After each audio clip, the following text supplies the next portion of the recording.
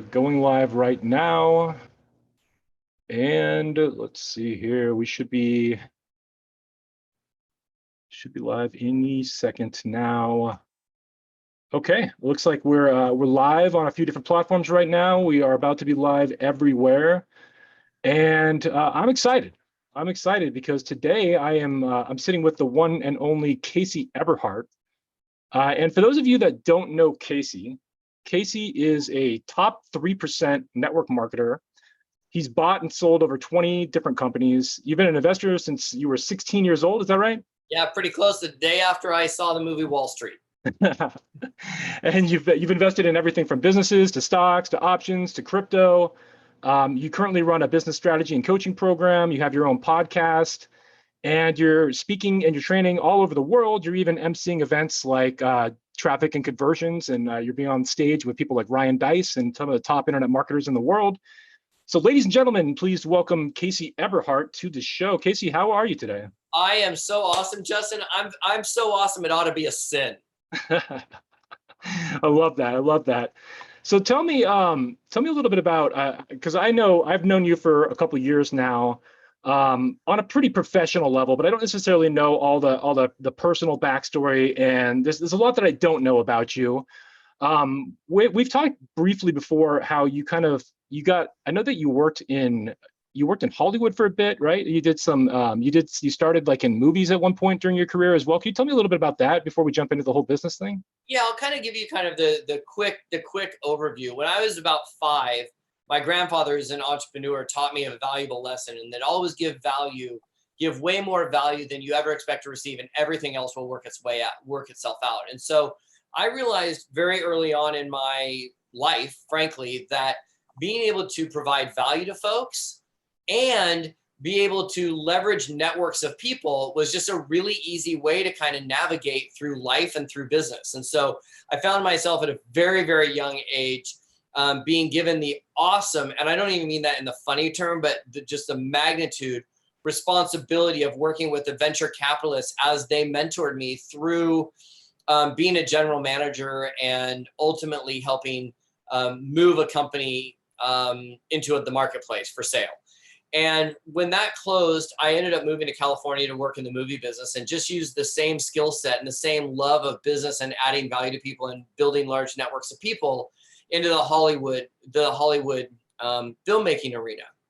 You know, I always say that it was called show business, not show art. So I understand absolutely the creative element of Hollywood and filmmaking. But at the end of the day, that's not what drove me. What really drove me was we're creating a product. It's just like any other widget, and it has lots of moving parts. These parts are people for the most part, and that there was going to need to be somebody that was stepped in that could be able to facilitate deals, facilitate negotiations, facilitate being able to pull a group of people together to work to finish this project on time, under budget, and ultimately make a superior product. And so we did that for a couple of years and was super fortunate. At the time, I had retired out of making movies on the producerial side to start an equipment rental company for film and television equipment that I could rent back to all my crazy friends that were still in production, and got pulled out of retirement to work on one last job and one last gig. And it was a whopper of a gig. It was a movie called Being John Malkovich. And Classic. And we took a lot of awards home. And so I really kind of positioned my business world as well as my personal life very much like a starfish. And it's just my own philosophy of like a starfish, right? You got 5 or 6 different legs that are all alive and moving at the same time, and they're all struggling to find the next opportunity or the next clam or whatever you want. And you move towards there. But if one foot gets lopped off, or one foot dies, or one foot has a problem, the reality, you kind of got to just leave it behind and try and grow a new foot. Yeah. And so that really has been a corporate philosophy of mine since I was about 2 businesses after the equipment rental business. We had become really, really popular for the rental business. And maybe we'll get into some of the stuff we did there. But when we sold that, we did really well. We had a bunch of money in the bank. We were super excited. We thought we were, Kiyosaki. Marcus Lemonis, Warren Buffett. Like we thought we were young and stupid, and we just. How old were you? How old were you at this point? I was probably about 29, maybe going into 30, maybe a couple of years, maybe a little bit, maybe actually maybe I was about 34, 35, somewhere in there. We had put a bunch of money in the bank, and we decided to make a really bad decision and start building an empire with everything but logical and sound business practices and strategies. And so we promptly, within a year after our next purchase, which was a clothing manufacturing business. Some people say sweatshop. I say perspiration salon, whatever you want to call it. We made 4,000 pair of women's pants a day. Wow. And, there's an old cliche in that world of going from rags to riches. Well, we figured out how to do just the opposite. When people zig, we zag. So we went from riches to rags. And we figured out that business was a fantastic opportunity for you to get a multi-million-dollar education in a short amount of time, which is another way of me saying it's taken me years of therapy to get over the idea of how much money we were losing every month and did not have the skill set to be able to maneuver out of that. What's the biggest lesson you take away from that then? So you lost millions of dollars. You ended up with a lot of rags, I guess, because you had a whole shop full of them. But what's the biggest takeaway that you take from losing that and moving forward? Because now you're coaching business owners and you're helping them avoid those kind of mistakes. So what's the takeaway? Yeah, so there's multiple takeaways from that. So let me give you how ridiculous we were in buying that. And I say that because sometimes the entrepreneurs, we don't surround ourselves with people and strategists and advisors that can actually help us navigate that. So that's one of the takeaways, is to always surround yourself with your own advisory board. Big companies have board of directors. Small companies have masterminds or advisors or coaches. You really need to surround yourself with some people that can help you navigate. Can I add one thing? I just want to say, because anyone that's been around the seminar industry has experienced the shiny object syndrome or the opportunity ADD, whatever you want to call it. But we're constantly bombarded with all these different opportunities, and many of them are opportunities, many of them are not. And so so the value of having somebody in your corner to kind of tell you where you're wasting your money, where you're investing it wisely is pretty critical. And I've experienced that in my own business at a much smaller degree, but so I just wanted to add that kind of in. Yeah, absolutely. Well, the other thing that it does is it gives you a sounding board. So even in our Platinum Inner Circle group, the coaching program I do now, I have lots of clients in there that will say, hey, Case, I had this happen literally yesterday. One of a client, I'm having a conversation with the client, and he says, hey, I'm about to invest in a course. And I said, okay, well, before we do that, let's analyze what it is we're actually trying to get out of the course and seeing if this course is the best fit for you 3, 4, 5 moves down the road, right? And so we found, I hate saying this. Well, I should just say it anyways. Okay. So that same course, we found somebody that was selling that same course on eBay for literally pennies compared to the investment of that course. Now, it may not include all the bells and whistles, but he was first off allowed to go in and spend $6 to get the outline of that course and see whether the guy's coaching style worked. The content was there that was going to help him move forward in his business, right? So this is a case where the client had an advisory board. In this case, I was one of the advisory guys, allowed to help make those decisions. So strategic decisions can be made with coaches, so on and so forth. So, and that really does come down to one of the big lessons that we learned. I learned a couple of valuable lessons. So when we bought we had put a bunch of money in the bank. We bought, or I should say we invested in this clothing manufacturing business, and we went all in. And I mean, all in, right? I mean, I had called up friends and family, had borrowed bunches of money, borrowed, lots of money from lots of folks. And a couple of lessons that we took away. Number one, we knew nothing about that industry when we bought the business. Okay. So our learning curve was so great that we didn't give ourselves enough capital to burn through over a course of time while we learned what the heck we were doing. Okay. Number two, we bought that business based on completely irrelevant data points. In fact, they were so ridiculous on some of the things that we decided to move forward on that business. And I'm going to give you one. And I say this, I give you reason to laugh at me and go, what are you talking about? And then translate this to the dumb decisions that we've all made in our businesses. So in our equipment rental company, we were in Burbank, California. It is super hot there in the summertime. And our warehouse was a warehouse with a metal roof. Okay? And our offices, my business partner and I's offices, were not air conditioned. So we spent the winters freezing and the summers baking. So one of the requirements that we had in whatever business we bought was that we had air conditioned offices. Now, that seems like a really ridiculous want and desire. And it is, because we should have been looking at the numbers. We should have been looking at the profitability of the company. We should have been looking at all kinds of things. What my business partner and I fell in love with was the offices that we had. Terrible decision. So had we had better advisors around us, coaches, an advisory board, we probably could have had somebody smarter than us say, guys, come on now. You don't know anything about the clothing business. And all of a sudden you're going to go base a multi 7-figure investment on an office. We could throw up 3 walls and stick an air conditioner in there. Like, come on now, right? So that was one lesson. The other lesson is, and this is a lesson that I think is only pertinent for me personally, but I think the broader lesson is useful. The broader lesson is understand how you work and what lane you get in and stay in that lane. Okay. So a couple of examples in this. Number one, my brain does not function focused in on only one thing. I don't work in an environment where people say, well, focus on one thing until complete. You know, get really good and do 10,000 practice hours of something and you're going to be great at it. How do you do it meditation? What? How do you do it meditation? I said. Yeah, exactly. I can't, right? My choo.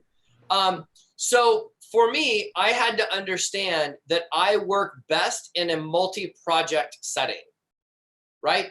I don't do well in a one lane box, right? Number two, I would say that for me personally, the experience that I had in the clothing business was I had everything in that business, everything. And when we realized that we were in too deep and there was no real escape out of it, I had no backup, certainly no backup, certainly no plan B, certainly no exit strategy. And it was a disaster. And so the day that I had to call the investors and basically say, I lost your money, although that's a whole nother lesson, because when I called the investors to tell them that I had lost their money, I essentially said to them, hey, I'm sorry I lost your money. The only consolation I can give you is that the next time I need money, I can come to you first. And that's fairly ballsy, but at the same time, they were all okay with that because I had used those relationships multiple times in multiple investments and made them tons and tons of money. So all of them were super happy with that. So the power of reputation. Power of reputation. And I just am never going to live my life again personally. This is just me personally with all my eggs in one basket. So the air conditioning decision to spend way too much on the office, was that like the biggest killer of the whole business? It just killed your cash flow, or what happened with that? Oh, no. The business was stupid. Yeah. We were making clothes in a declining market. We were making clothes that were going and finding themselves on the shelves of Kohl's and Walmart, and so the profit margin was getting less and less. We were what's called a contract house, which means we made clothes in America that our corporate clients were making outside of the country, but we were the insurance policy in case trucks got hijacked or they couldn't get through on the border. So the margins were smaller. The clothing business is being more and more done offshore in Vietnam and Cambodia and Venezuela and some of those countries. So we didn't have any ins to sell the product. So we were making it on behalf of somebody else that was doling out work. They were doling out work to other people in the network. And turns out had we done any modicum of research, we would have figured out that over the half the people that the company was building for were all owned by the same family, and that the person that was actually doling out the work was part of that family. So it wasn't the decision of us, we didn't buy the project just because of the air conditioner office, but had we actually used some fundamental, like bare bones, basic business, we would have never bought that business. Knowing what you know now, would there have been any way for you to salvage that business back then, or do you still think it was a loser no matter what?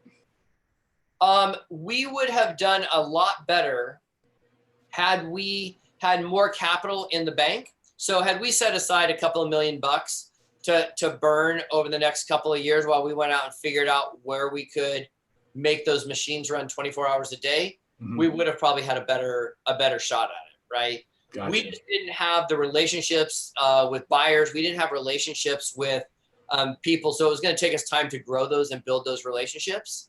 And I didn't have distribution, which is a whole nother conversation, right? Most businesses don't really think about distribution, right? Like going back to the rental company worked because we had built distribution by us working in the film business. We built out relationships. We knew who the players were. So when we went and we started buying equipment, I already had customers. I didn't just crank up a garage one day and say, hey, come rent our walkie-talkies and traffic cones. Right? I had the relationships and the distribution ahead of time. When we bought the business, the clothing business, we didn't have any distribution of any of our products except the one company that was hiring us to subcontract make work. Wow. Had I done it differently now and I was still thrust into that, I would have sat down and I would have brought in a bunch of advisors and I would have said, okay, here's the problem. The problem is we've got 135 employees. We've got 100 sewing machines. We've got a warehouse that has extra space in it. How do we maximize every minute that those machines aren't running for this other company? And how do we maximize that and make them run 24 hours a day? So that's where I would have done it differently, is I would have said, who do we know or who could we leverage into, do we know people that manufacture skirts or handkerchiefs or, this same.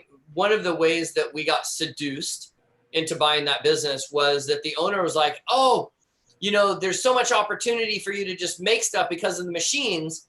And what they had done is they had made like $1 million between the days of September 11th and probably October 11th, because they essentially made the flags, the American flags that stuck on those white plastic things that you'd stick in your car, right? The car window flags.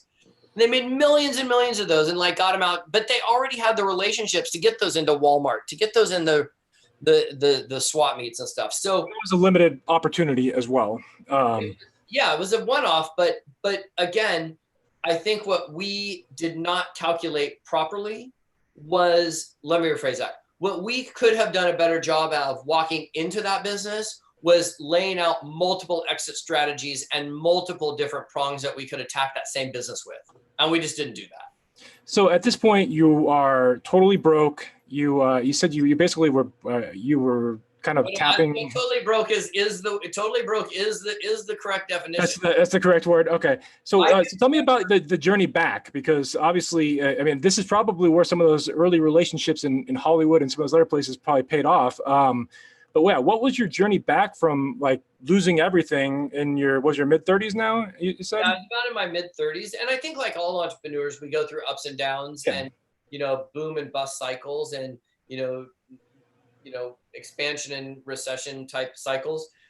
So I can remember being in my house with all the blinds closed in the middle of a hot summer's day here in Los Angeles.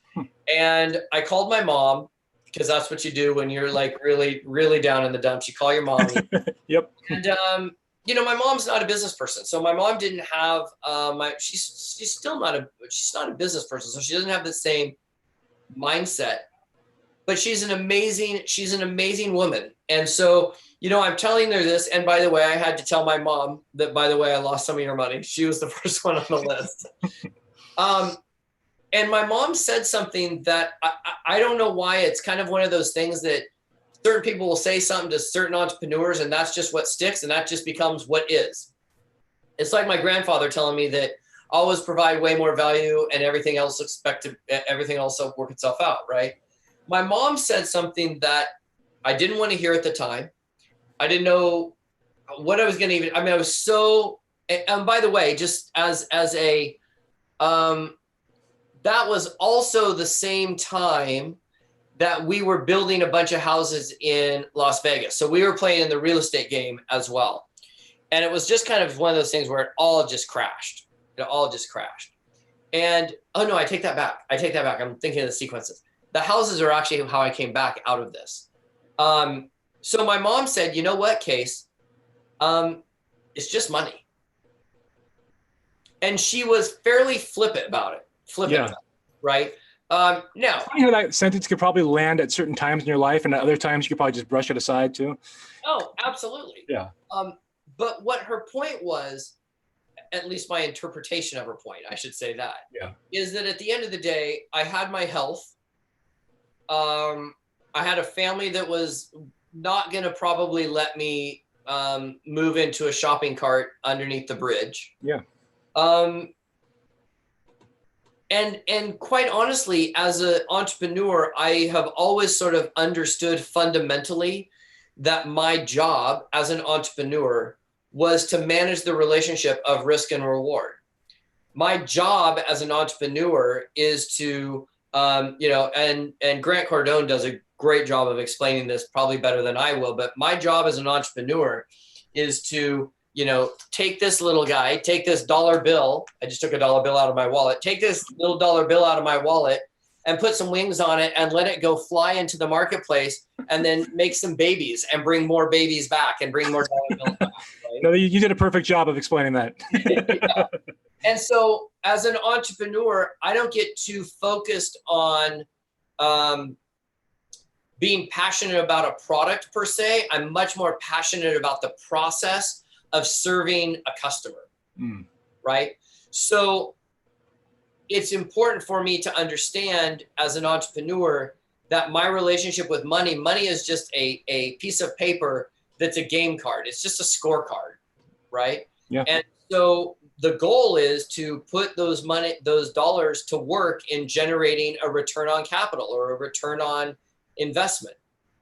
And when my mom said it's only money to me back then, what I took it at is, okay, so your scorecard just got put a 0 on, or a negative, lots of zeros on. Okay, well, now what? Roll the dice and pick up a game card, and maybe you're playing a different game, but at the end of the day, Yeah, it's kind of a round in the bigger series or whatnot. Exactly. And so I've always, just from that moment forward, I've always taken the stance that I really stand for the entrepreneur having a life of it all.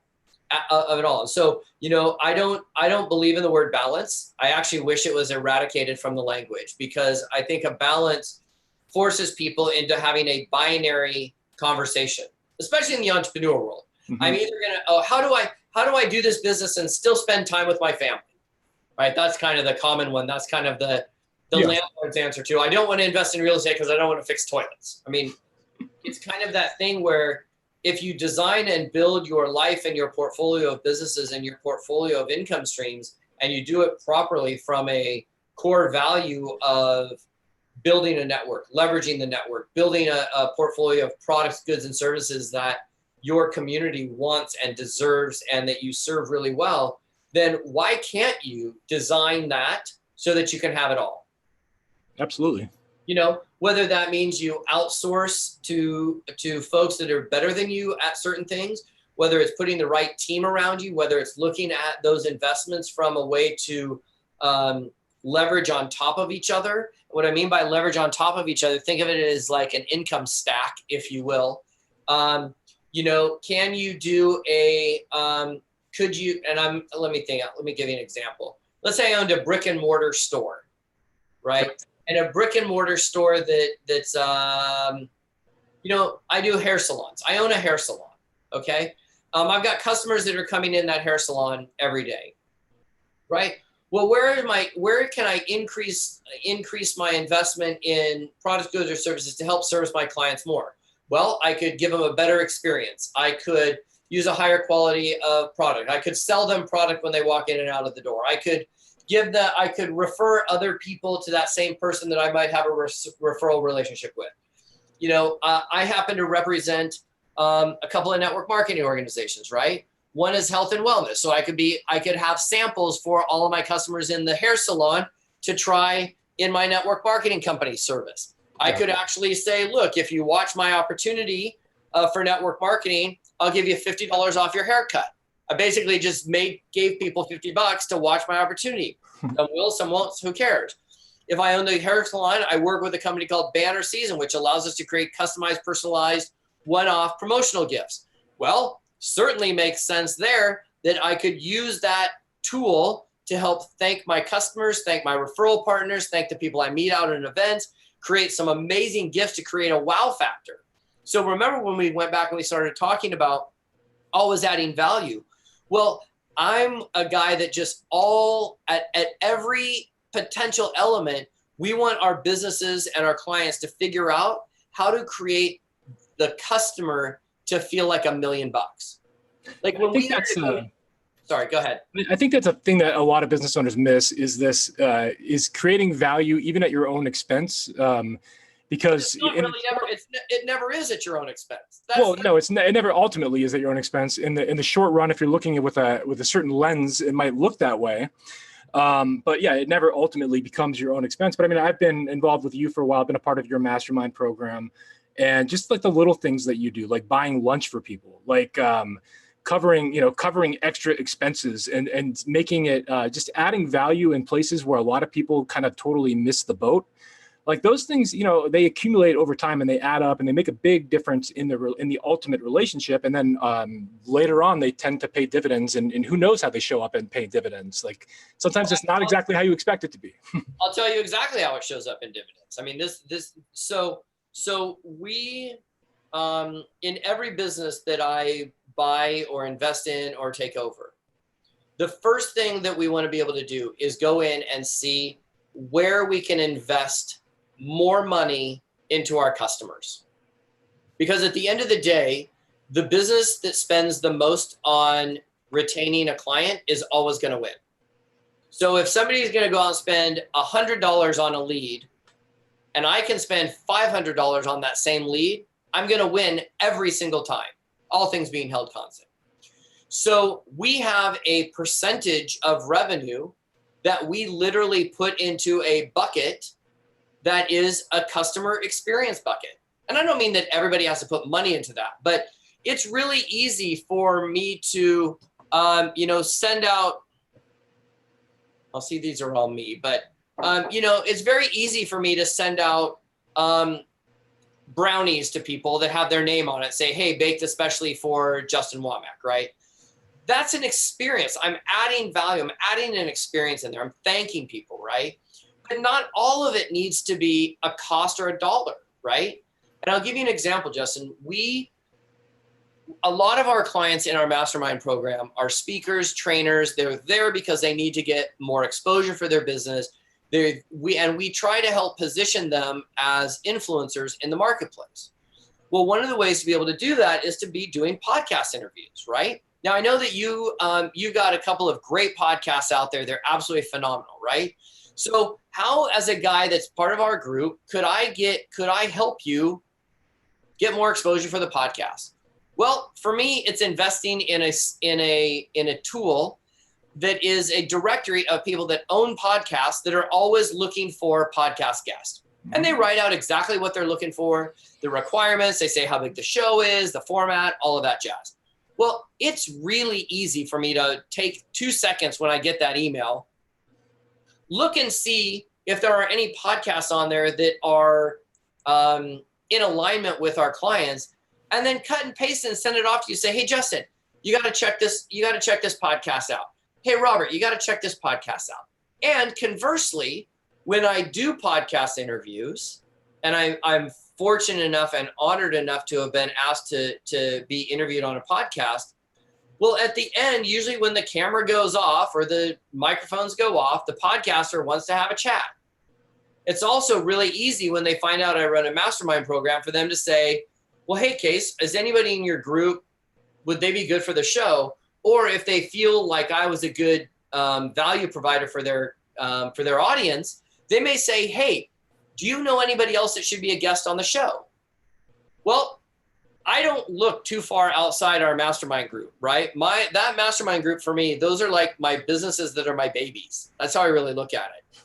And so I'm going to say, oh yeah, well, Justin and Robert and Jason and Peggy, those four should definitely be on this podcast. And then I'm going to make sure that happens. Now, how that shows up in dividends and buying lunch for people and buying that stuff is, number one, I really feel like if somebody invests in a mastermind program to be in our space, I don't want them feeling like they're going to be nickel and dimed and sold a bunch of stuff outside of the mastermind group. I get it, but it's just not our model. Our model is when you invest in our mastermind group, like I want you to be taken care of and not feel like you're going to then like. It's not like a higher tier beyond this, right? Exactly.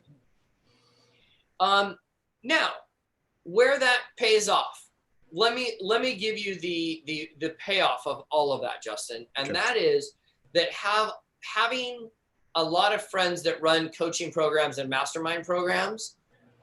What I can tell you is that the vast majority, and I mean 80 to 90% of those folks that run those business coaching and mastermind programs have zero or very little renewal and retention. Yeah. So they are constantly out in the marketplace, speaking events, trying to hustle to generate new members for their mastermind program because it's just a churn. It's just money in, money out, members in, members out. A lot of them are very high value, like 20 grand, 50 grand, but yeah, the retention rates tend to be low. So. Absolutely. Our retention rate after a year sits somewhere around 80 to 85%. We have people that have been in our mastermind program since the day we started it 6 years ago, right? So if you want to look at where the dividend pays off, that it doesn't cost me a whole lot financially. It costs me a lot in giving dividends to the members that have already invested in the mastermind program. But I don't have to work nearly as hard to have people join our mastermind program as some of my friends that run around and then they get in scarcity mode and then they get greedy and then they let their ego make decisions and it just turns into a whole big mess. And ultimately where that shows up is that the business owners that do invest in those masterminds are not happy. Yeah. I mean, and you essentially are creating kind of super fans. You're creating brand advocates that are going to sing your praises, and without you having to do a lot, because you're keeping everybody happy. They're not being, with your program versus like your program's not $50,000. I'm just gonna say that. So like versus a $50,000 program that could be strapping somebody financially. I don't mind saying what the number is. Our number for the first year is $5,000. Yeah. Give or take. Okay. So versus like a 10 times that program that could be strapping somebody financially, they might be making the payments, but they're hurting. So then at the end of if they're not making 10 times the profits at the end of that year, they're not going to renew, and they're also not going to be singing the praises of that mastermind program. Yeah, I want our businesses to not feel as though the reason we do it in a group environment for the most part, rather than me personally coaching and consulting, is so that we can have more people and bring the investment down a little bit lower and still give maximum access and maximum value to the members, right? But the other thing that it does is if we make the investment 50,000, let's just pull 50,000. Yeah. There are some people that play in that 50,000 world, and I totally get it. Mm-hmm.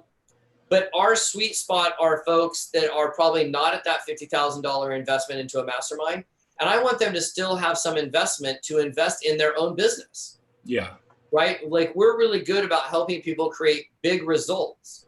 Well, if we took all of their investment capital out and then they get a good deal and can't figure out how to invest in inventory or marketing, then we really haven't done anything.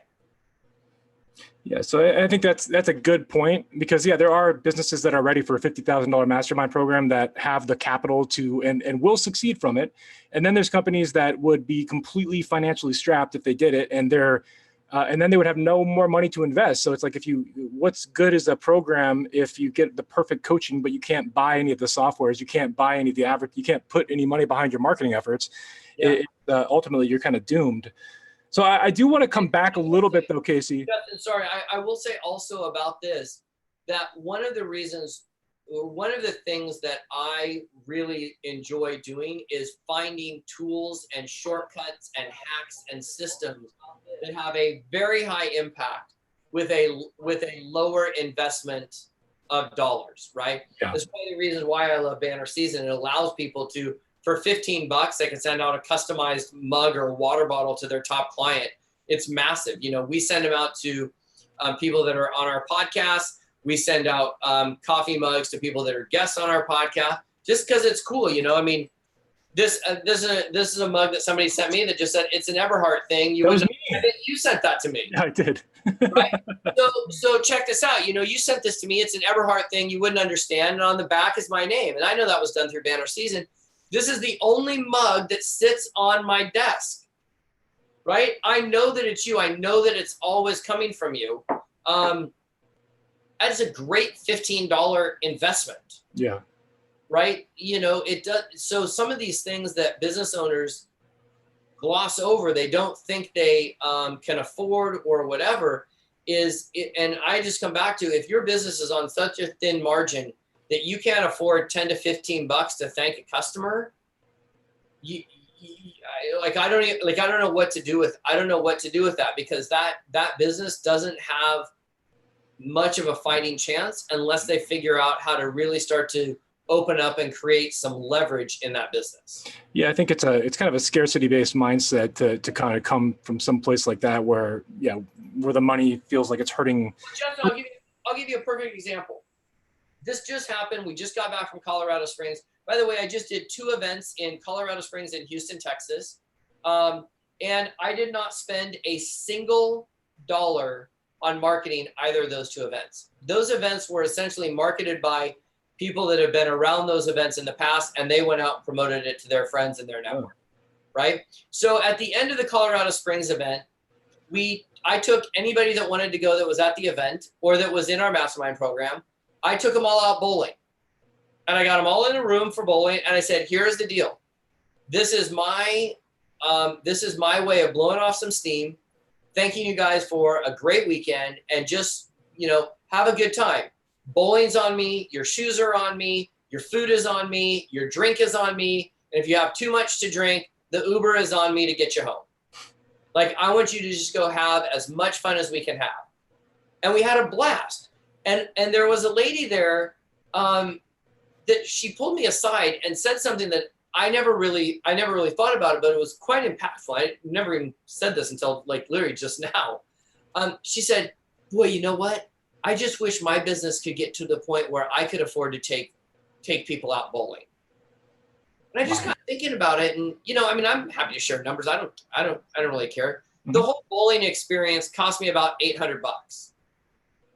For there were like 20 people. We bowled, we partied, we had some beer. Some people had drinks. Some people had bunches of food. I mean, $800. If your business is not such that you can put $800 towards thanking 20 top referral clients of yours, then we better have a different conversation, and we better get real clear on what we can do to build the business bigger so that you can really start taking care of the folks that are putting money in your pocket, especially if you're going to tell me that your business is word of mouth referral. Yeah, that's a really strong point right there. And some of those people are your highest customers too. They're not just your referral partners. They're your customers. Yeah. I mean, there were probably half of them there that were part of our mastermind program. That we also had some brand new people join our mastermind program that were there. They were like, oh my gosh, I can't believe this. I just joined today. And all of a sudden the guy's taking me out and paying for everything. And yeah, it's I think people, my money back early. Exactly. Well, it's all about the experience. What is your experience with working with someone? And if your company doesn't have a good process in place to create a wow experience for your customer, it becomes very transactional. And in a transactional business model, really you're going to end up competing with your competitors on price. And you will never be the lowest price in your marketplace. You will be broke before you can out lower the ball or lower the bar.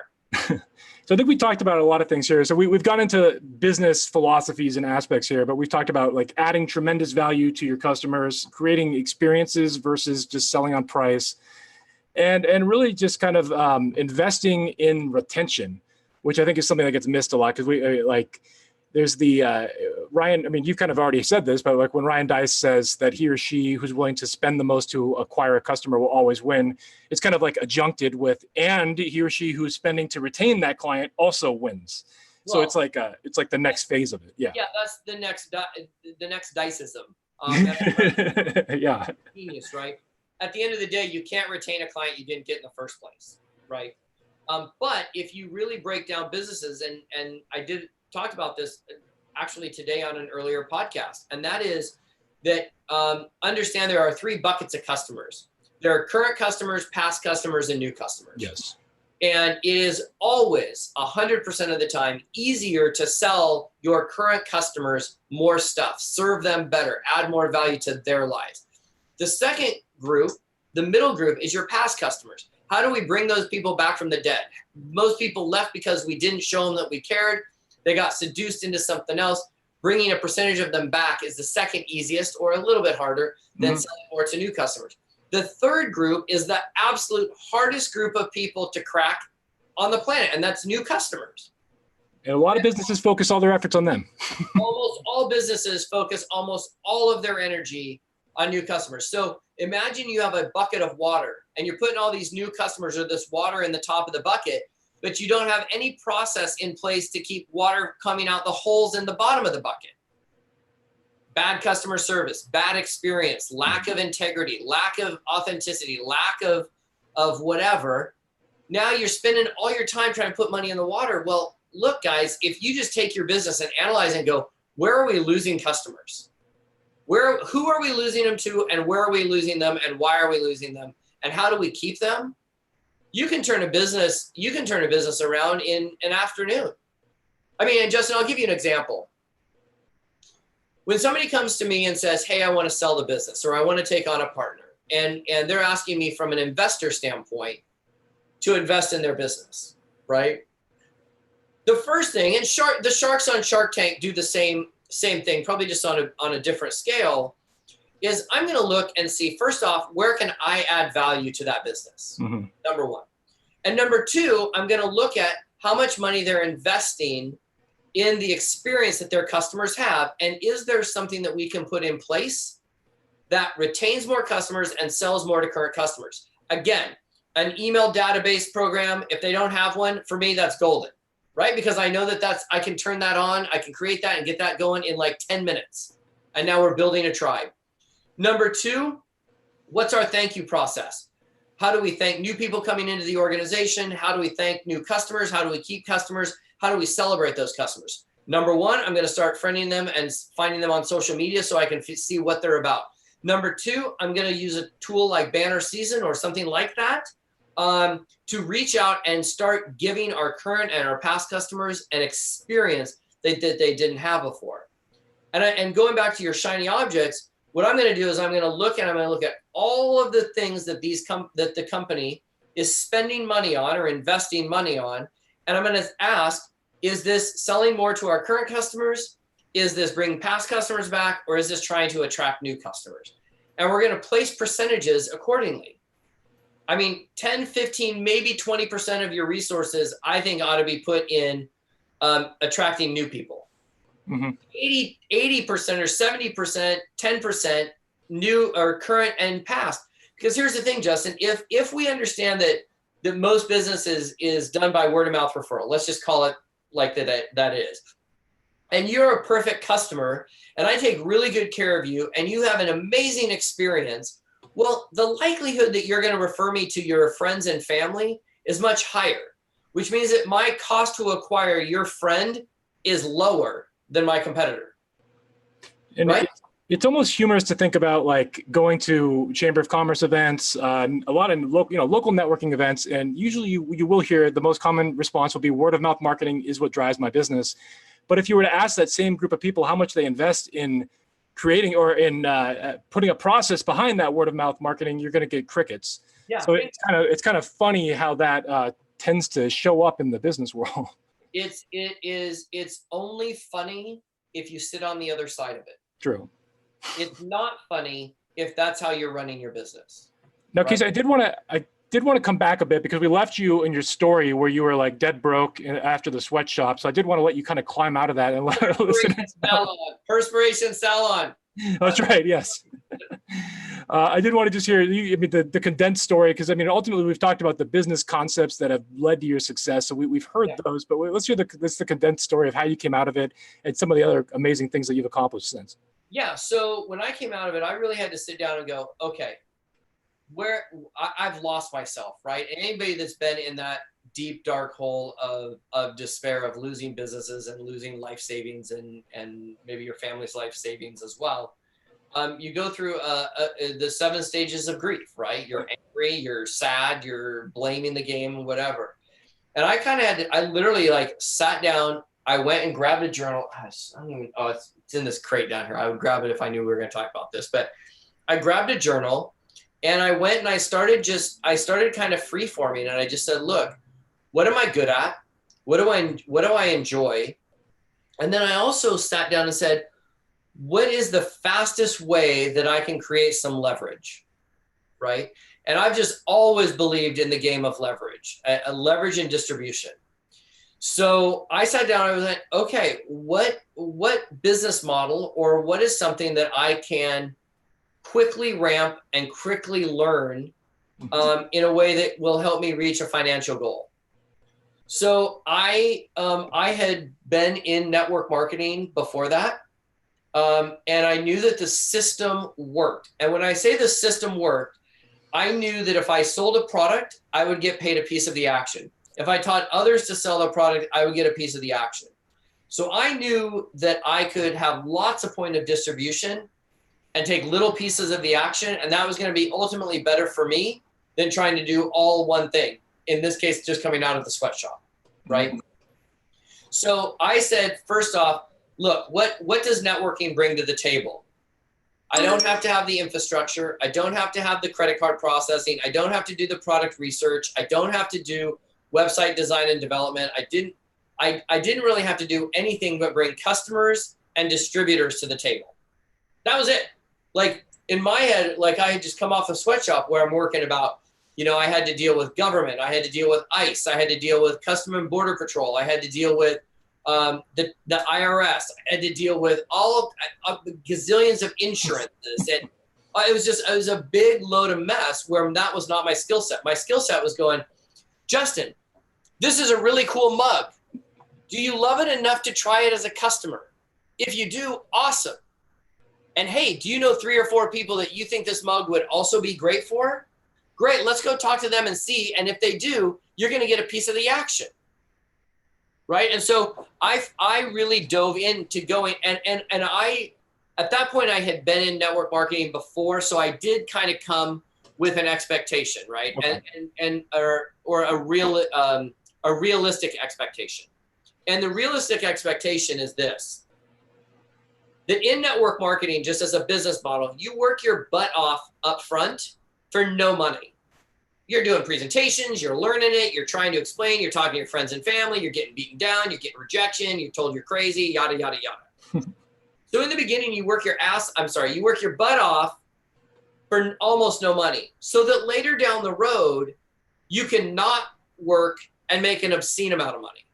And that's not a business model for everybody, right? A lot of people want to get, I want to create an email and get paid for the email, right? I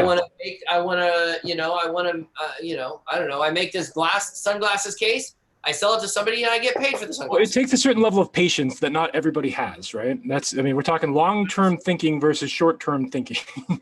Yeah, I think, Justin, that's a great point. I think if you were to ask me what is one of my personal core values that I find most beneficial for me and my personality type, mm-hmm. is that I don't ever play the short game, right? I'm just not a short game player. I'm a long-term player. I'm a strategist, a long-term strategy. I will far put more emphasis on building a long-term relationship with a customer, a business partner, somebody in my network, than I am trying to sell them, a mug for $15, right? Yeah. So I think in business, we have a lot of people that don't understand that business is a game of chess, and they're still trying to play checkers. And, you know, in our mastermind program, we talk a lot about this a lot, is that you got a lot of people that are playing the game of checkers. Yeah, They for sure. they bought a class on eBay, or they bought a $5 ebook, and they're going to go out and tear the world up. And, you know, we've got a bad case of this fake it till you make it BS. We've got a bad case of I go on Facebook and I think you're making $20 million, and then you get on the phone with me and tell me you can't afford $39 for something. It's all just horse crap. So at the end of the day, what really got me out of that, Justin, is the same thing that if you took away everything of mine today, I would still come out ahead. And that's because the one asset that I constantly invest in is my network. Yeah. Constantly. Had I not done that with the movie world and the entertainment world, and not really honed that skill set, coming out of the sweatshop, I would have been totally devastated. I wouldn't know where to go. So I'm always like, even now, if somebody comes to me and starts talking to me about something that it's not a good fit for my businesses, I'm not going to run that person off. I'm going to put them in some kind of place for them to reach out when they need help, whether that's on Facebook or on my email list. And I know not everybody needs banner season, and not everybody needs a business coach right now. Not everybody needs liquid vitamins, or not everybody needs weight loss products, or not everybody needs legal services, or whatever your product, good, or service is. I want to be able to look and see how much I can add value before they say yes. And I just wanted to add one point, because I was watching an interview with Ray Higdon just yesterday or the day before, and he said he's talked about doing Facebook Lives like every single day for 6 months and getting like no response. And kind of you talked about you're working your ass off in the beginning for nothing, with knowing that eventually you're going to have everything coming to you for much less work. Well, I mean, you've talked about this, Casey. Like what I've heard you say before is you're marrying the process and divorcing the result.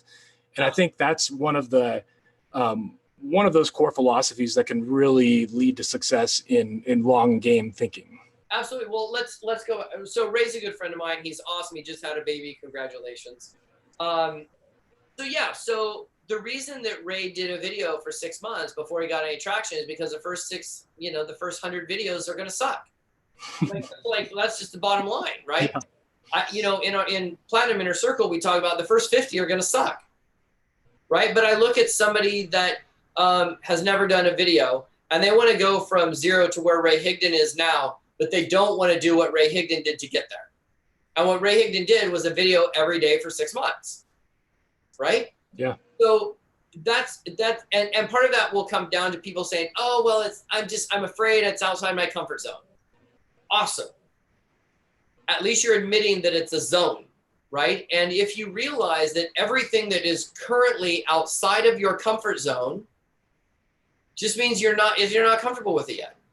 Likewise, the things that are in your comfort zone used to be outside your comfort zone. And I'll give you two great examples.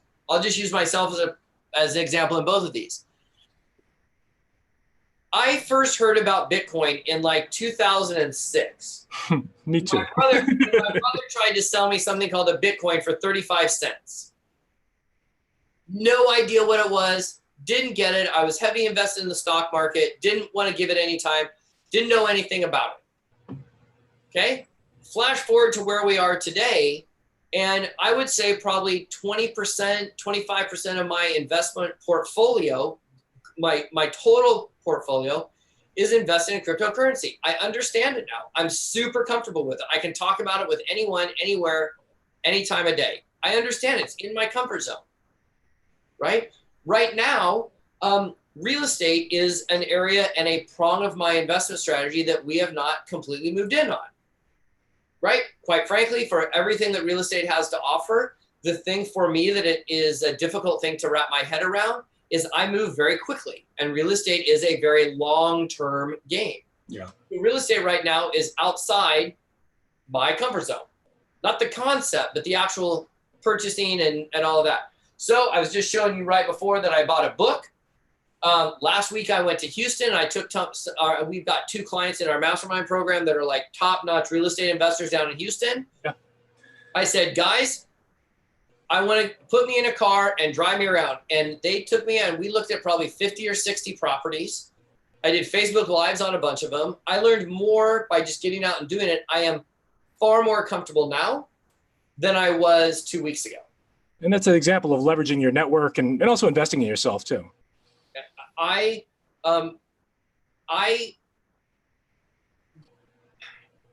There's no way to describe the level of investment that we try to do in every one of our businesses. If we get a business to a break-even standpoint, and that break-even is allowing us to ultimately increase the marketing and increase the positioning and increasing the experience that we have, the long-term game is those dividends will far outweigh what we're investing, whether it's in ourselves, whether it's in systems and tools and processes and resources, whether it's in time, whether it's in our energy, whatever that investment is, it's massive.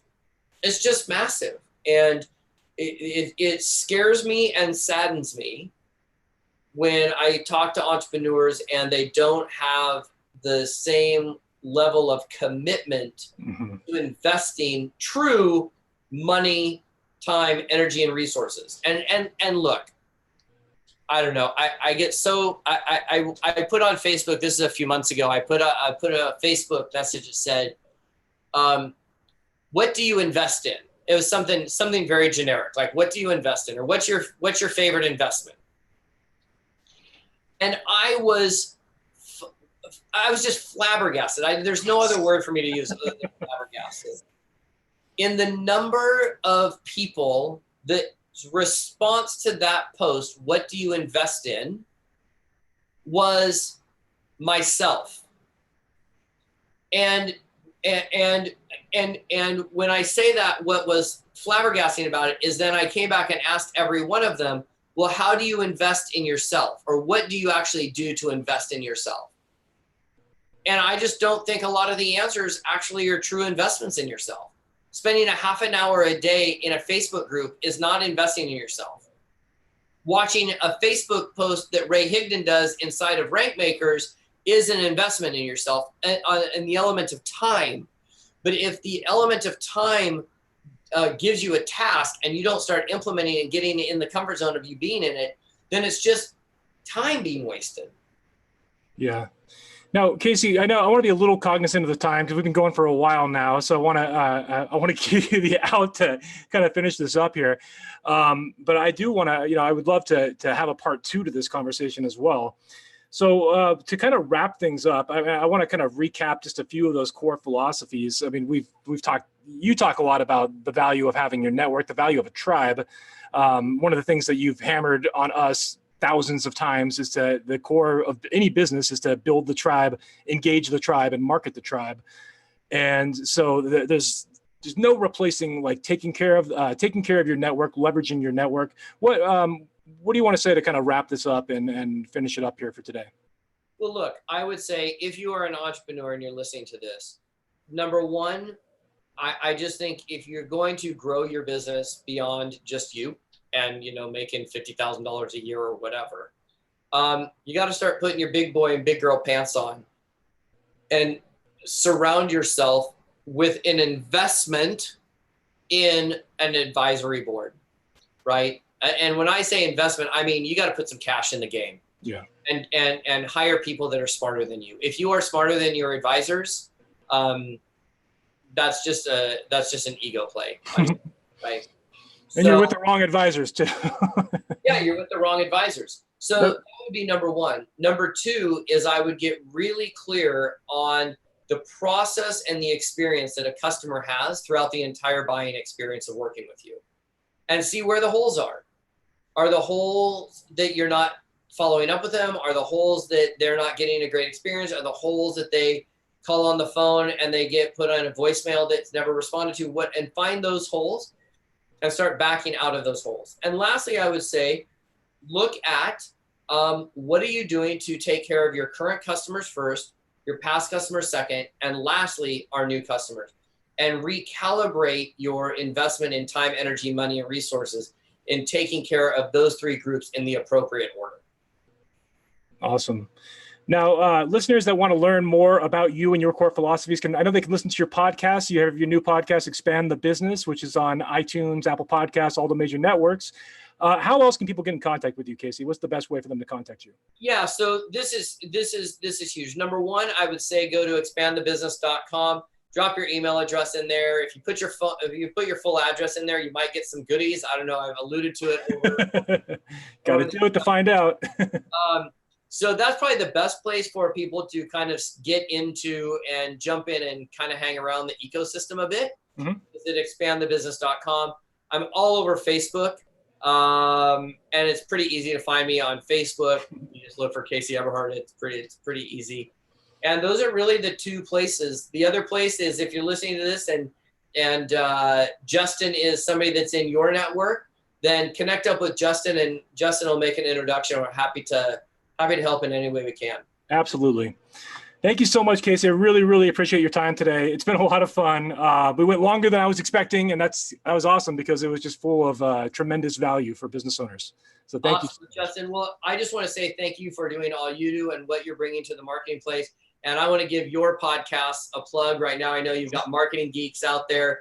You guys, if you're podcast listeners, understand one thing about podcasts. They live and die by 5-star reviews on whatever platform you download your podcast from. Yeah. So if you're hearing this podcast and it's on one of Justin's podcasts, go leave the dude a 5-star review on his ability to extract a fun interview out of people because it's awesome. So I just thank you for all you're doing, boss.